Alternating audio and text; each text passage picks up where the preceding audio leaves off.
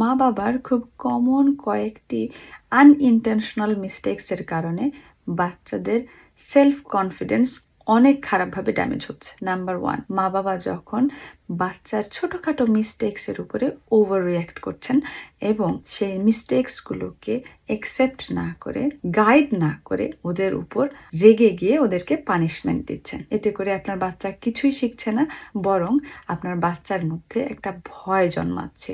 যে ভয়ের কারণে সে ভবিষ্যতে মিস্টেক করা তো দূরের কথা, কখনো নতুন কিছু ট্রাই করতে চাইবে না। সেকেন্ড, যখন আপনি আপনার বাচ্চার প্রয়োজন ছাড়াই আপনার বাচ্চাকে গিয়ে হেল্প করতে যান, এতে করে আপনার বাচ্চা খুব সহজেই আপনার উপর রিলায়েন্ট হয়ে যাবে বা নির্ভরশীল হবে এবং ওর যে নিজের ক্যাপাবিলিটিস আছে সেগুলোকে ট্রাইও করবে না এবং ভুলেই যাবে যে সে নিজেও capable of solving their own problems.